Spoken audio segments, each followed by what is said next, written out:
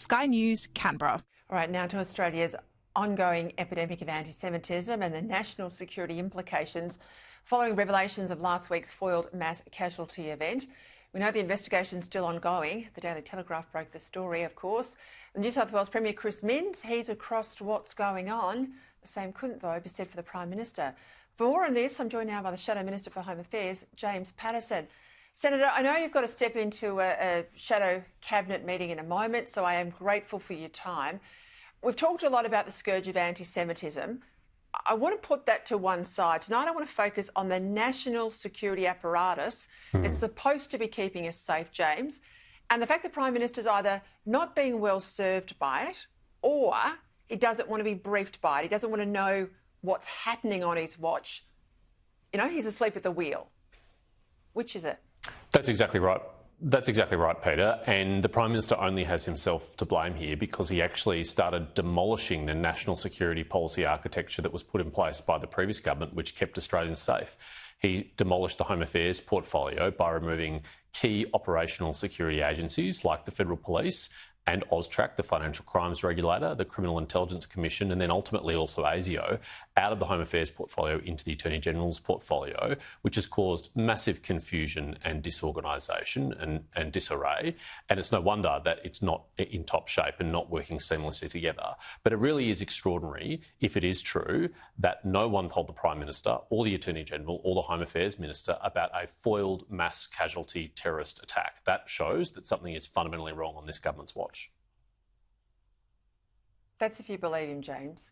I find that is a threshold that is too great to get across, that you've got tens of thousands of intelligence officials and departmental, senior bureaucrats in these portfolios in Canberra, and not one of them thought either a call to the Prime Minister's office or a briefing note up through their ministers and across wasn't worth it about an issue of this scale. I just, I get when he says, if he's asked in a press conference, the PM says, look, I'm not going to discuss the intricacies of security briefings. I get that, right? But you show me where John Howard or Tony Abbott or Scott Morrison, even a Kim Beazley, wouldn't have been forthcoming to say, I've got a briefing, rest assured Australians, we've got this in hand.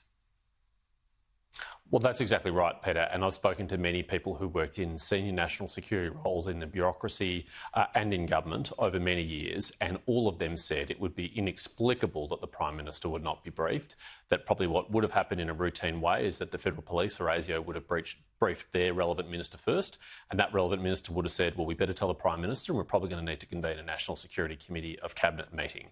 And in fact, those committee meetings should have been happening anyway. On a rolling basis, given how serious this crisis is. It shouldn't take bombing of a synagogue or a childcare centre or a roadside caravan bomb to require an NSC meeting. And in those NSC meetings, the Prime Minister should have been grilling the head of our intelligence and security agencies and our law enforcement agencies, saying, where are things up to? What's the full picture? Tell me what's happening. And if those meetings weren't happening and if he wasn't asking those questions, then that reflects on his disinterest in national security.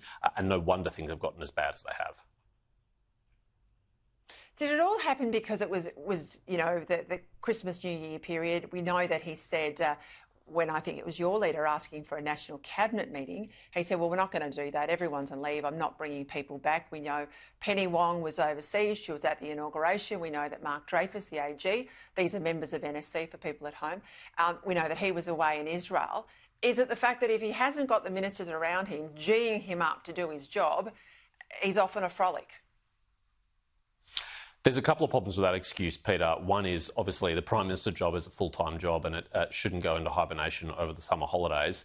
The second is we called for a national cabinet for 14 months, so presumably people weren't on leave for 14 months. And the third is even if some people were taking some leave over Christmas and New Year, this caravan was discovered on the 19th of January.